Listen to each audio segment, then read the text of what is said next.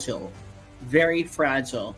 It takes a certain level of intestinal fortitude to stand up and say and do the right thing to preserve the freedoms that so many have paid a large price for. About being in the military, and that recruiter said, it's not Biden's army, it's your army, it's his army, it's his army, it's all of our army. American tactical. American as f***. This entire military is one cohesive, dedicated force. And the threats to our nations, they don't sleep. They're watching our every move. Iran, Russia, China, North Korea, ISIS, Al-Qaeda.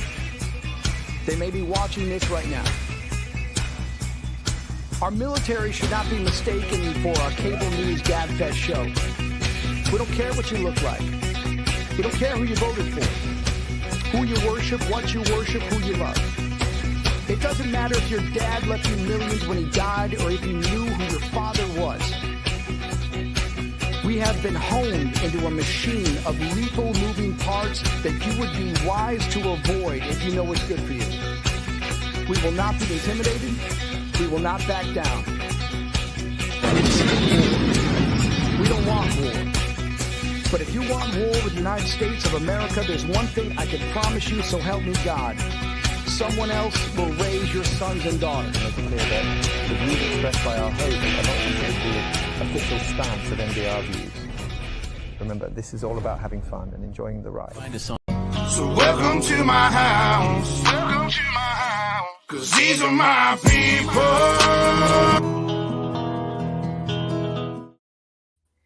Hey everybody, welcome back to the Big Grizz Show. It's Red Friday. You guys remember everybody deployed. Today we have a special guest co-host. This is Bender. He is the voice behind all of MBR's memes, the funny memes we got. And we have John with TFO, the Fallen Outdoors. And we're gonna dive into the different avenues of, you know, being in the military and what TFO is and what Bender does, and it's gonna be an interesting show. On that note, Bender, what brought you into, obviously I know you're a vet, so let's start there. What branch of service were you in? I was Army. I like to say I'm Army-ish because I was one of those full-time National Guard guys. But minor adjustments. We good? Cool. Yeah. So that's what got me. That was my main branch of service. Served with the Colorado Army National Guard for about 11 years. A couple deployments. But what I liked about the mission of being a full-time National Guard guy versus active duty is when we're not deployed or not training for wartime, we're busy conducting missions and helping out the community around us. You know, people make fun of the fighting forest fires, but, you know, we're helping save lives and homes that way. Search and rescues here in Colorado, there's a lot of mountains. People like to go hiking, sometimes get lost, things like that.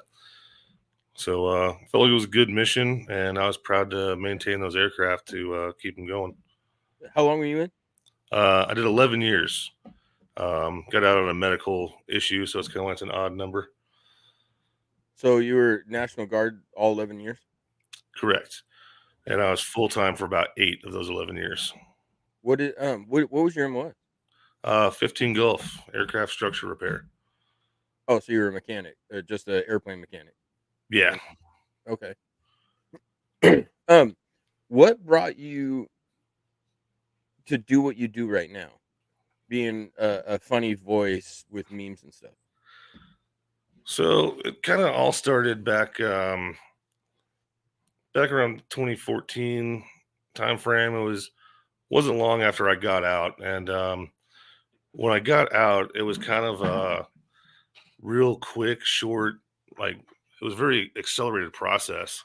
Once my medical issues came up, I was no longer deployable, and under the current administration and the guidelines of the military at that time, if you weren't deployable, you're kind of fast tracked out. Yeah. And I was planning on making it a career. So it really did give me a lot of issues trying to adjust, because I'm planning on making this my career. I'm in uniform every day.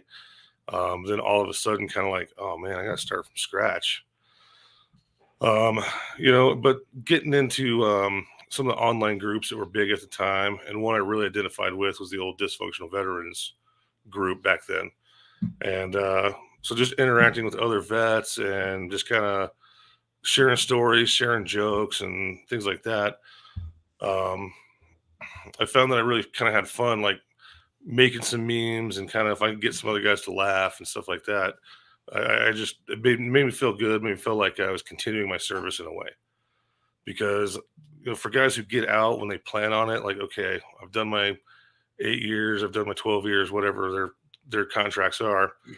When they prepare for it, they're kind of ready for it and accept it. But when you're kind of just kicked out, like, it messed with me mentally for a while.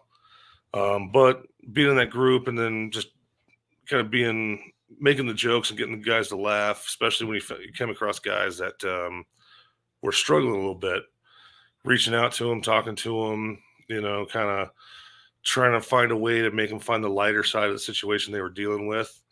It felt good for me. It eventually led me to be a moderator on that page where my role was to, excuse me, basically kind of watch the page and identify people maybe in crisis or reaching out for help. And after doing that for a while, one thing led to another. DV Radio had kicked off, and they decided that one by one they start bringing the moderators on to interview. And I guess they liked my voice. I can kind of get a good voice for doing certain things, helping out with their organizations. And honestly, I think maybe one of it is because, you're a veteran. There's a lot of veterans out there that do the podcast stuff, but there's a lot of veterans that don't want to put themselves out there. And you put themselves out there. And that's the nice thing about this station, the nice thing about this group. It's like-minded veterans that together, we are a deployment team now. We are, Yeah, we might be in different states or whatever, but yeah, we pulled guys in from other states all the time. Right. And when we was in Iraq, there were different people, different fobs. Yep. All spread across. So, that's what's great about this now. It really is. And that does, that's what doing the DV radio, I kind of got, I fit in really well on the crew that they had, and they kind of brought me on more and more as a guest, and just kind of evolved into that. And I took a little break and kind of recently got back into it. But I'm just happy to help, and I'm glad to be part of the team. Still work with DV Radio, but met Joel and found an opportunity to kind of help out here with MBR. And don't get this mistaken. DV Radio is our title sponsor, basically. We are partners with them. We're nowhere near competition, so you're on both of them. Yes, yeah. Make that clear. It's a partnership, and I'm an individual, and but both teams have the same goal. Like Joel said, it really is kind of like a field op where a group of guys come together. We're trying to accomplish the same mission, and that's basically looking out for and taking care of our fellow veterans. And I feel like that's kind of the main thing that compels me to keep going. It's what lures me back. It's what drives me to, some of the jokes I find, but a lot of the jokes and some of the little skits, and there's going to be more skits to come. I have my little process. I got my notebook here. We're going to record a few skits later on. But that's what drives me and inspires me to sit down and write these skits, knowing that, I can put some humor into it, but I'm actually touching on an issue that probably a lot of us have faced. So have you always had a comedic value to you growing up? Have you always been a funny guy? In a way, yeah. I get those thoughts, that quick response. Usually, it's kind of been that way most of my life. Sometimes I'll throw something out there and it doesn't really land like a Boeing jet. For example, But the joke I always make, if I made a joke that didn't really hit or stick, the joke I always made was like, "Hey, you know what? Babe Ruth didn't hit a home run every time he stepped to the plate."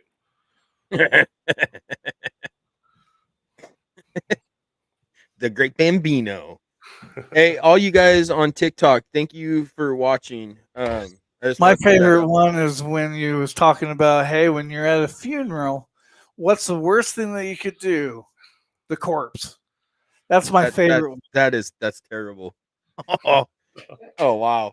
Um, so your comedic background, did that help? Okay, let me rephrase that. Were you deployed? Oh yes. Okay, so on that note, did your comedic value and the funniness you carry with you, did that help your squad and your platoon keep higher spirits? Yes, I believe it did because we would to me it was part of that phrase of we use embrace the suck, and to me finding a way to make light of it and hey, let's laugh about this kind of gets us in a better mood to embrace that suck. And no matter what the mission or the task ahead of us was, I felt like it was able to help us get through it because then the guys, I make a joke and then somebody finds a way to pile onto it and kind of add on and it kind of just builds. And next thing you know, the task is done. We're all sitting around laughing and joking. We had guys like that. We had our guys that, were very quick-witted, and it definitely helped if, being out on patrols or whatever. You see some random thing and all of a sudden you got somebody, they're just going off on what they see. I mean, it brought my spirits up for sure, knowing I was so far away from home. Yeah. I mean, it did make a big difference having somebody that had that comedic value to them because you don't have anything over there to make you laugh. Right. You kind of have to find it yourself or, I mean, you can see some guys struggle with that and they're usually so focused and they're not laughing. They're Mhm. internalizing too much. So they're not finding a way to take a break. I feel like comedy laughter is a good way to kind of get a little reprieve from the seriousness of being deployed. I mean, 'cause- Oh yeah, big time. I mean, the seriousness level, and then having somebody that can break that just for that little bit. I mean, it made such a huge difference. I mean, it really did, just in morale. oh I yeah. mean, being able to do that. Yeah, in our squad, we kind of got famous for some other kinds of pranks and shenanigans as well. Um, I uh, I made this stencil. We all know what the term Blue Falcon really stands for. Uh huh. So I made, A buddy plucker. yeah. So I made kind of a little, like how the little stick figures look on bathroom signs. I made a sign like that that was kind of depicting the blue falconing out of little stick figures, and it had like the circle with the big red line on it. And we turned that into a stencil, and somebody got a hold of that stencil. Wasn't me, wasn't part of my crew, but they started slapping that all over our base. Oh, that's too much. That's pretty funny, especially if you can tag it on a certain individual somehow. Yeah, exactly. Like The you lucky hit their Humvee, it's a driver. You hit their Humvee right under the mirror or something, so they can't see it. Yeah, and then one time I got called into the captain's office because of these kinds of shenanigans. My commander calls me into his office, and I'm reporting. I'm like, "Yes, sir." And he like he's like, "Do you know anything about the stencil of a moose with a cigarette in his mouth?" No, sir, I don't. Well, are you sure? Because somebody's starting to tag helicopters with that. And in my head, I'm thinking, "Sir, we have Blackhawks flying with giant penises painted on the bottom of them, and you're worried about a moose with a cigarette in his mouth? Like, come on." I think the worst prank that we did when we was in Iraq is, and it was so mean, and I've already counted my sins, but we would fill up one of those water bottles full of urine, put Kool-Aid mix in there, Oh no. and then put it in the refrigerator, and then hand it to the kids when they won't leave us alone. On that, I was telling my wife that we used to do stuff like that, and she just kind of shook her head at me. It's like, so we're gonna take a break. When we get back, we got our interview of the week coming up. It's John with TFO. He's the Washington State admin or director or whatever you want to call it. I'm not 100% sure, but we'll bring him back up there. And I got one other question for you after the break, Bender. So Perfect. we're gonna jump to a break and we'll be back.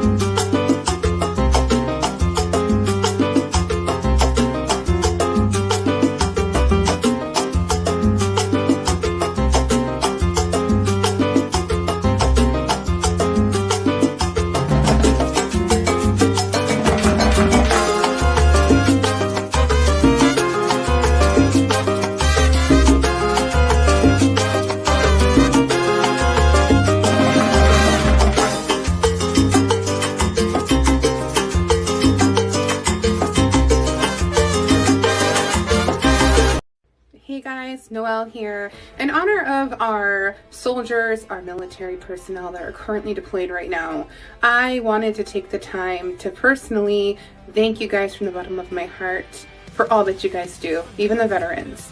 I also wanted you guys to see our team and what they had written to you guys personally. I wish you all nothing but love and respect.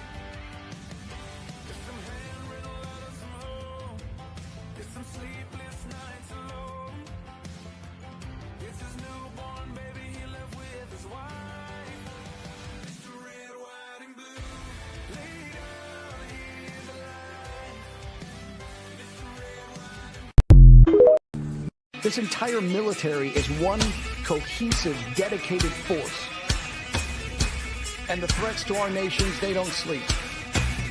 They're watching our every move. Iran, Russia, China, North Korea, ISIS, Al-Qaeda. They may be watching this right now. Our military should not be mistaken for a cable news gabfest show. We don't care what you look like. We don't care who you voted for, who you worship, what you worship, who you love. It doesn't matter if your dad left you millions when he died or if you knew who your father was.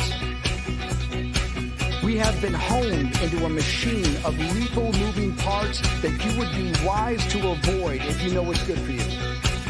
We will not be intimidated. We will not back down. We don't want war. But if you want war with the United States of America, there's one thing I can promise you, so help me God. Someone else will raise your sons and daughters. Make it clear that the views expressed by our host are not considered the official stance of NBR views. Remember, this is all about having fun and enjoying the ride. Find us on the web at mbradio.us. All right, Bender. The question I got for you is, after you got out and after your deployments, does this comedy level that you carry, does it help you with any sort of PTSD or any sort of issues that you have combating your life outside of the military? Yes, it does. Like I say, honestly, kind of what I said before, the part of it that helps me move on is when I got out, I was an NCO, I was running a shop, I had a squad of my own. It was my role to take care of these guys, and I embraced that. And then after just being so drastically cut out, like I said, it left me a lot of issues. I felt like I still had a lot more to contribute, but old Uncle Sam said, yeah, that's enough. Move along, Sonny. So for me, using this comedy and making others laugh and being able to use platforms like MBR, DV radio to reach larger groups of vets, if I know I can make at least one person laugh, I feel like I've done a good thing. I've reached that person and maybe gave them something they needed that day. One small example of that before we move on to the other guest. After I got out, I was working a construction job like a lot of vets do. Seems like a lot of guys go to construction fields. And so I was on these job sites, and there's the porta-johns there. And in Iraq and Afghanistan, we're familiar with the porta-john poetry and the artwork that we find inside those things. But at this time, it was I guess society was getting more controversial because instead of the jokes and the artwork we typically appreciate on these construction sites, there was a lot of Trump this, Trump that, and a lot of whole racist stuff just being written inside these things.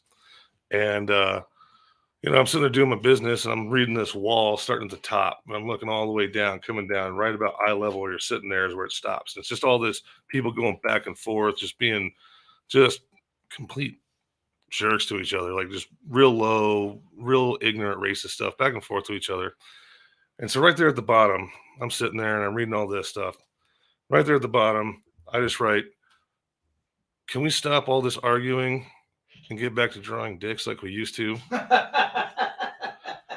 And I came into that porta-john like 2 days later, that same porta-john. I walked in there and somebody had drawn just a tiny little penis right underneath my comment. And you know what? That was like the end of it. Nobody wrote anything else underneath the end. And when I saw that, I was just like, complete me. Yes. I was like, I reached that individual. He, brightened his day. And now like everyone's kind of seeing that. That's my example. I guess that was my last example.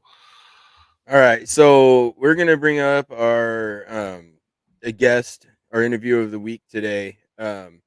This is John with the Fallen Outdoors. We're gonna, talk about what the Fallen Outdoors does and what they do. If any of you guys were watching a month ago or whatever it was, I actually had the vice president of the Fallen Outdoors on here as well. You guys go back and check that out. But let's bring John up here and get. Interview of the week sponsored by LTD Tactical.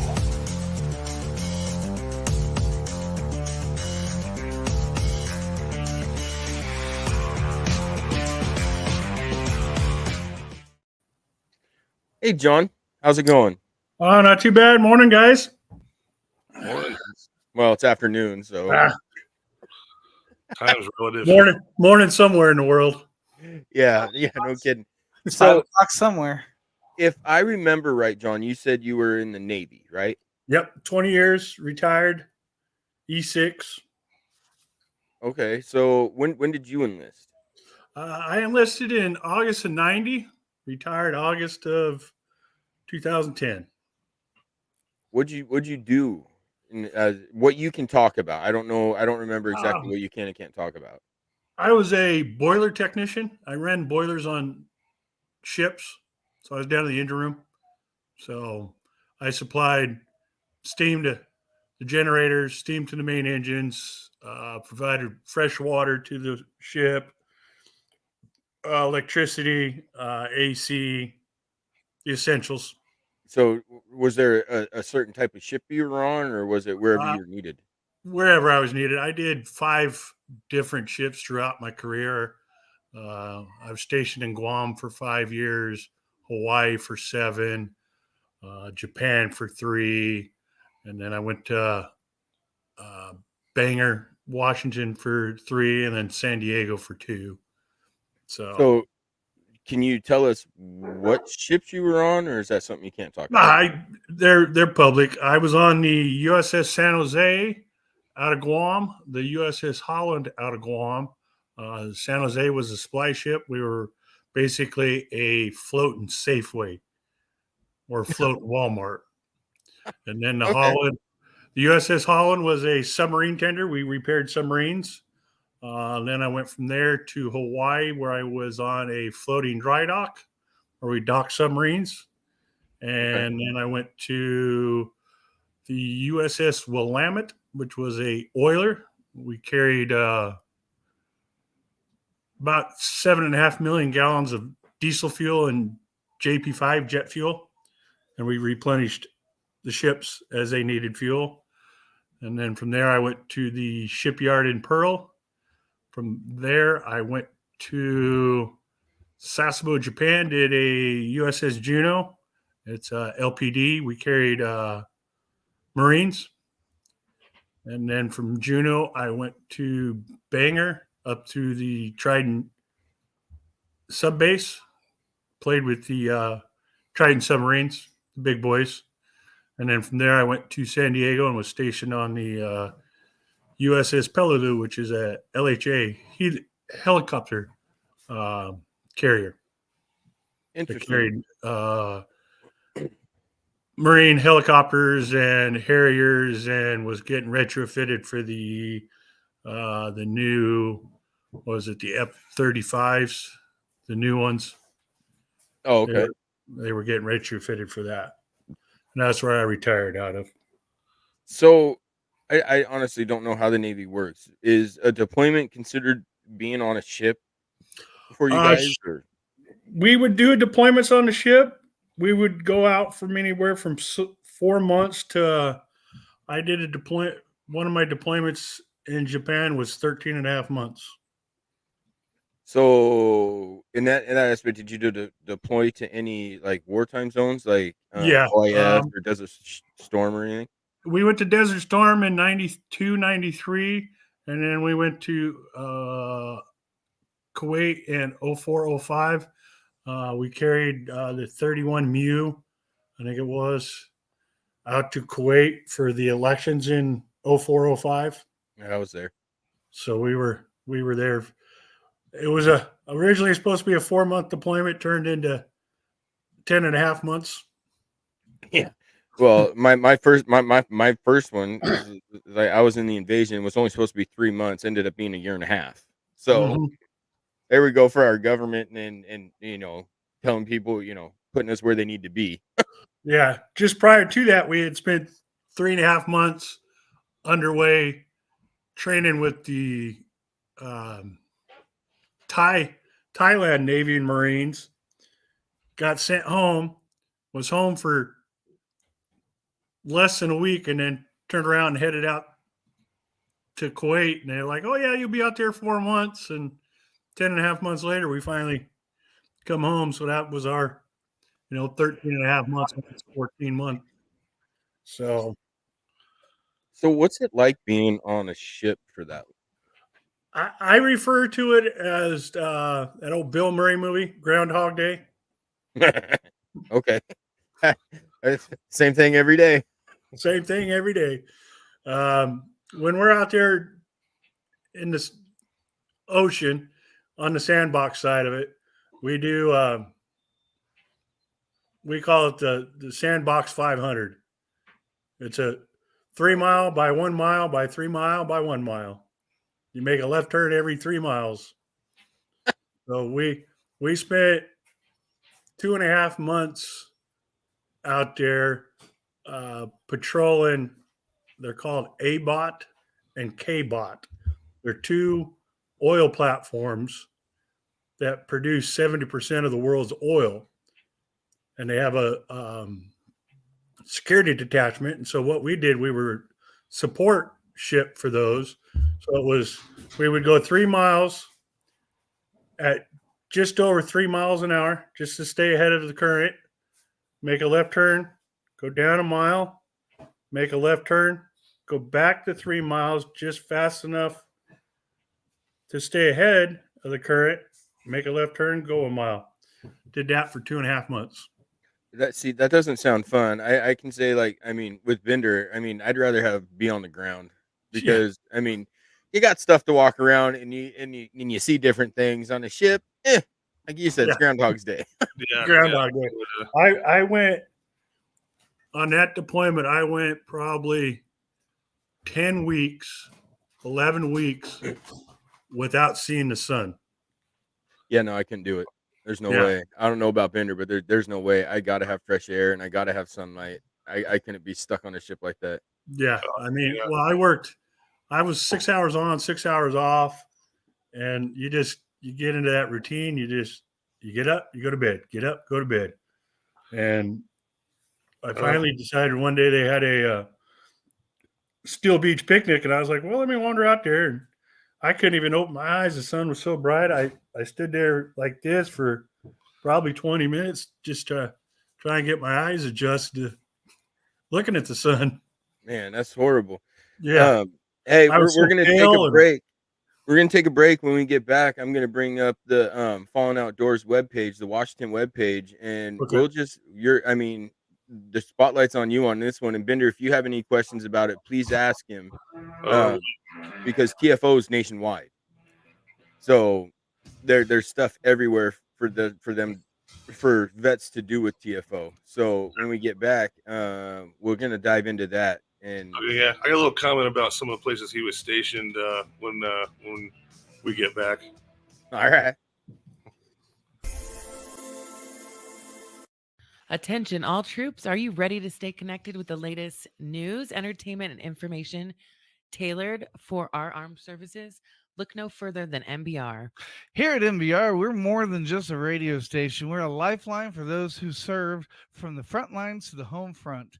We're here to keep you informed, entertained, and connected to your fellow veterans. With our dedicated team of broadcasters, we bring exclusive interviews with military leaders, insights into the latest strategies and technologies, and uplifting stories of bravery and sacrifice. But that's not all. MBR is a nonprofit organization, meaning that every dollar you donate goes directly towards supporting our troops and their families, whether it's providing care packages, funding, scholarships, or offering mental health resources. Your support makes a difference. With that, H Train, can you tell me a little bit about how MBR got started? Well, in 2005, Jim Butler created it so that he could keep contacts with all of his pals over in Iraq. And then when 2018 came, he decided that it was time for him to retire. He was going to close up the station. And because we've had so many former DJs since 2005, I mean, it was pretty inspiring. We have at least 5 veterans in every single state, at That's least. awesome. And, you know, it just brings us closer together. It creates a family, and it creates a family that we lost when we got back from Iraq. Remind you that every show is manned by a veteran or a first responder. That's amazing. I love what MBR is doing here. I love being a DJ here as well. Talk to people who have been through situations similar to yours. You're not alone. That's what we do here on MBR. Yep. And it's nice because if you're not having a radio day and you're just having a bad day, or you don't have a face for radio, we just want to remind you that every show is manned by a veteran or a first responder. So if you've ever had a dog tag, you could be possibly on the show or create your own, as well as military dependents.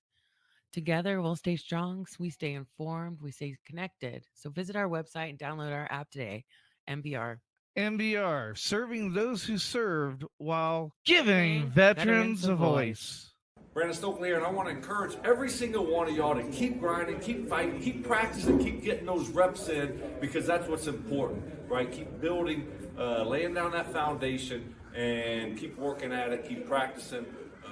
No matter what the results you see right now, it doesn't matter what's going on right now. Look towards the future, and that's what it's all about. So keep working hard, keep practicing, keep getting those reps, and that's what's most important right now. So keep up the good work. Best of luck.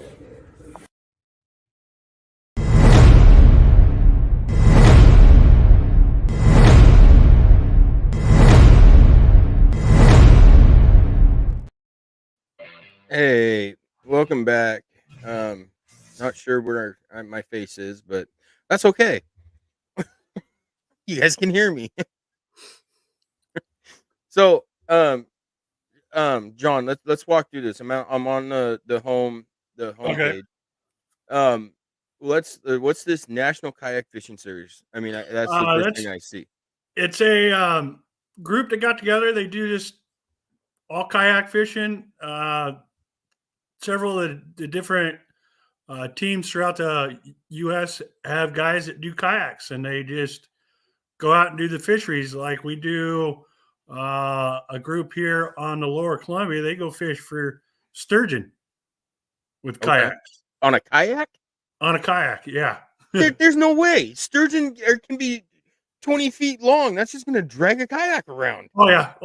I've sat and watched them down on the Willamette, just off of Swan Island, hook into 8-foot sturgeons on a kayak. Holy cow! It's No. crazy.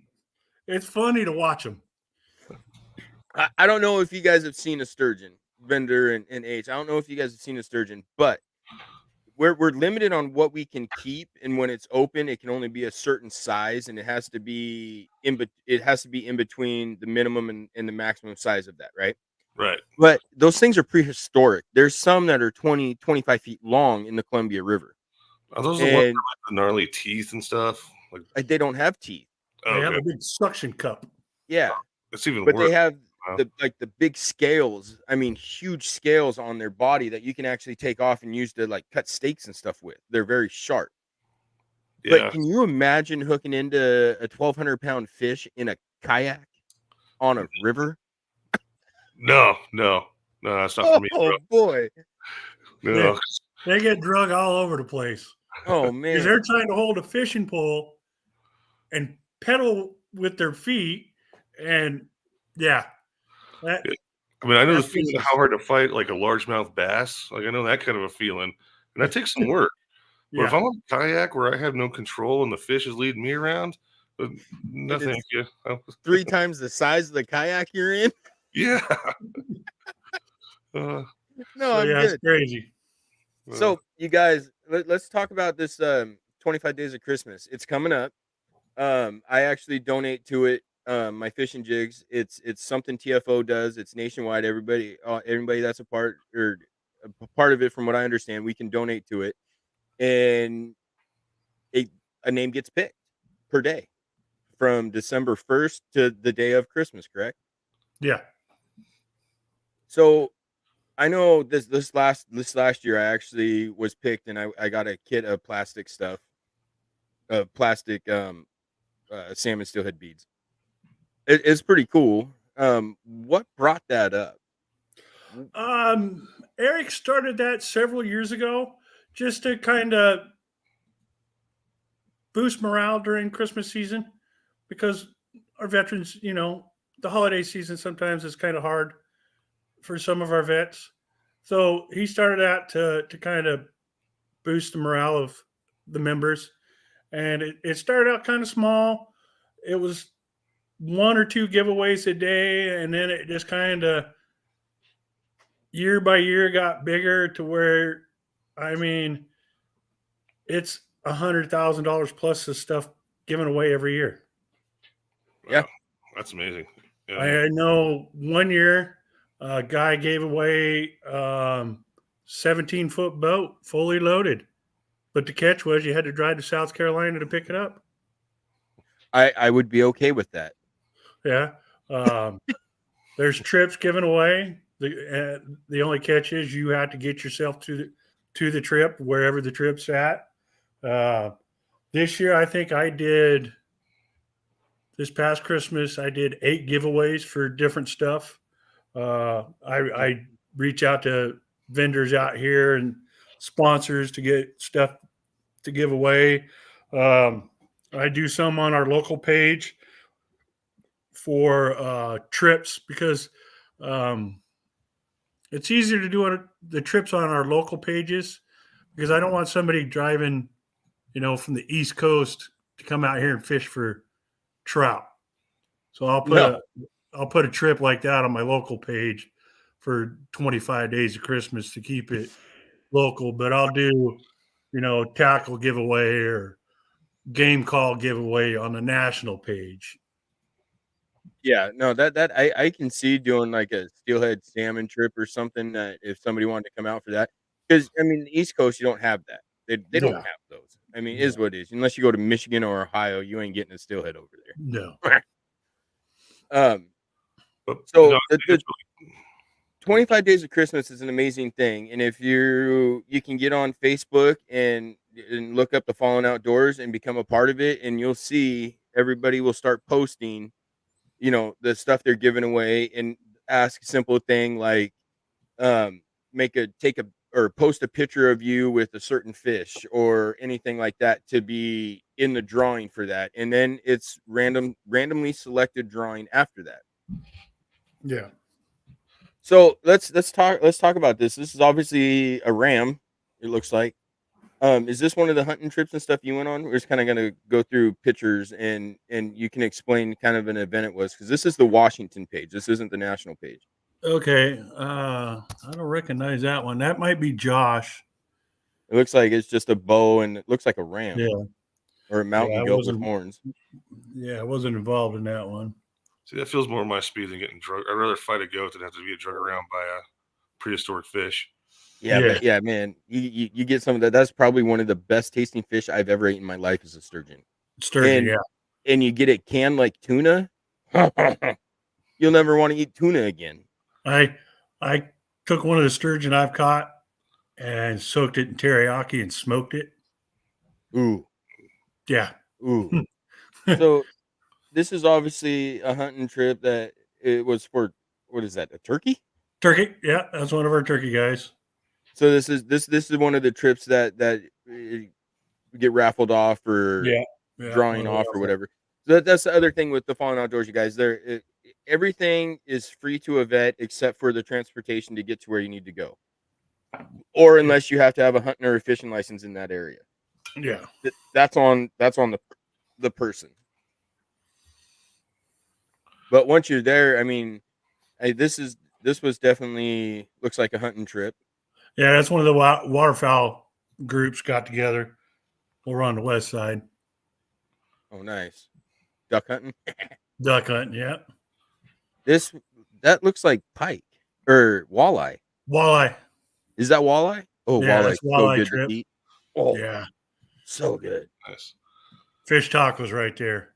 Oh man, no, you just flay them out and then you take the nuggets out of the cheek and you batter them Yeah. and just fry them. Oh man, that's a big moose. That's a caribou up there in Alaska. that's That's Team Alaska doings okay. there. So It's one of our whitetail hunts. So What's how that, does somebody like say you've got some like how does one become part of of your team where they're like the ones leading the hunts? They become a pro staffer. criteria? There's paperwork they have to fill out. There's some requirements they have to meet. Some of the requirements is they have to volunteer for so many things throughout the year. Like we do the Bighorn Show or the Sportsman Show there in Puyallup. Yep, they have I to was attend that. They must host, say, 2 events a year, 3 events a year, i.e., a fishing trip, a hunting trip, something like that. So there's prerequisites they have to do, and they have to maintain it throughout the year to keep their status as a pro staffer. All right, and I'm assuming they find that information if somebody was wanting to become a pro staffer, if they wanted to get involved and help. I assume that information is on your website. They would reach out to one of the team leads, and we'll get them the paperwork for it. So I'm the assistant team lead for the state of Washington, so they could reach out to me if they're in the state of Washington, and I will send them the paperwork, and then they send it back to me. I review it, and then I send it up to the chain of command, and the chain of command will go through it and approve it. Okay, cool. Good information. Just figured I'd ask because I think I might know a few people who might be interested. I don't know. Do you have any hog hunt set up in Texas? Hell yeah, War Dog. Oh yeah. Yeah, that's the first thing. The person that I was thinking of. He's another host that's on our There's a big team down in Texas, so they can reach out to the team lead of Texas, and they'll coordinate everything with them down there. Perfect. We have teams in 40 of the 50 states, but we have people in all 50 states. That's actually really impressive. Yeah. A lot of organizations struggle to get that kind of a reach. That's really impressive. TFO's been around since what, 2008? 2009. 2009. 2009. Started out at Fort Lewis. So he froze. But yeah, no, TFO's been around since 2009. It started with vets. Okay, John's back. There you go. Yeah, everything kind of went circle and came right back. So yeah, it's 2009, word of mouth. I got involved in 2011 when Facebook kind of picked up on it, and a few of the guys transferred back east, took it with them. It kind of spread throughout the west and east, and it just kind of, Hey, we're gonna John, we're gonna take a break and then let's get into the origins of TFO. Okay. I got this, H.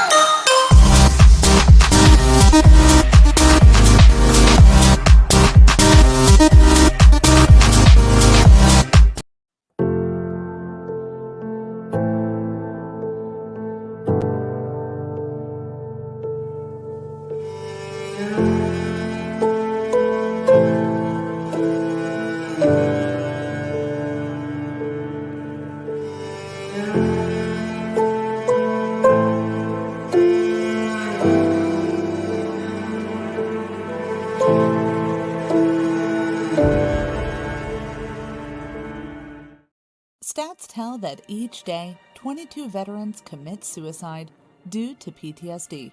These stats shook us and urged us to do our part. After hours and hours of thinking, Beekeeping for Veterans was born. Beekeeping for Veterans combines beekeeping with mindfulness meditation. Why combine them? Here's why. Beekeeping causes positive rush of adrenaline while beekeeping. You have to be calm during it. You are mindful of your movements. Each week, a veteran will receive a mindful meditation to build emotional and mental skill sets. Mindfulness is a set of 3 attentional skills that work together: concentration, sensory clarity, and equanimity, mental calmness, composure, evenness of temper. Every time mindfulness is practiced, we build these skills. Beekeeping for Veterans not only helps veterans overcome emotional trauma, but also aids our environment, as without bees, there is no food. Come forward. The people who have supported your country now need your support.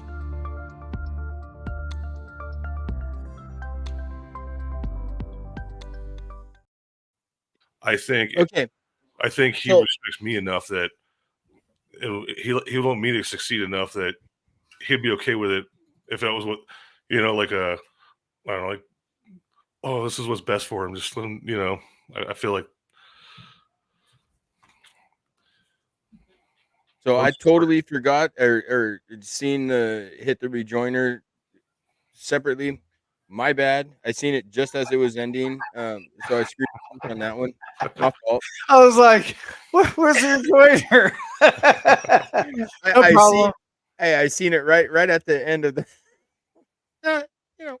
All right, John. So what is the origins in the mission statement of the Fallen Outdoors? The origin, it started 2009, Fort Lewis. It was to get the guys and gals out, coming back from deployment, get them out, get them outside doing something, get them out of the barracks, get them away. And our focus is our members with PTSD, TBI, and that. We want to get them guys and gals out, get them out in the outdoors, get them around their brothers and sisters, and get them back in that atmosphere. Like how I explained it to some people. I work at the VA hospital, and I said it's easier for a veteran to talk to a fellow veteran than it is to sit in this office with a psychiatrist that's never been there. Very true.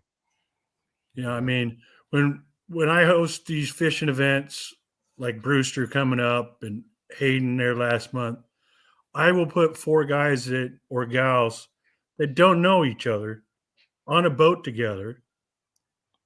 And by the end of the day, they're all friends, laughing and joking, having a great time.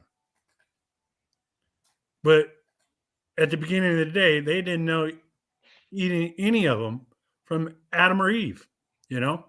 No, but as brothers and sisters, and I mean, it goes right back that's exactly what vets need. And all of a sudden, people just come together, and it's a Yeah. whole nother. It's insane. Yeah. It's great. Even if a vet is going through something, even if they don't share what they're going through, just feeling that camaraderie again, being back Yeah. part of a group, does so much to help uplift them and help them keep going. You know. Yeah. Very much so. We had a guy last year at the Brewster event come up to my partner Victor, and he said, "Thank you very much." He goes, "I appreciate it." And we're like, "No big deal." He goes, "No, you don't understand."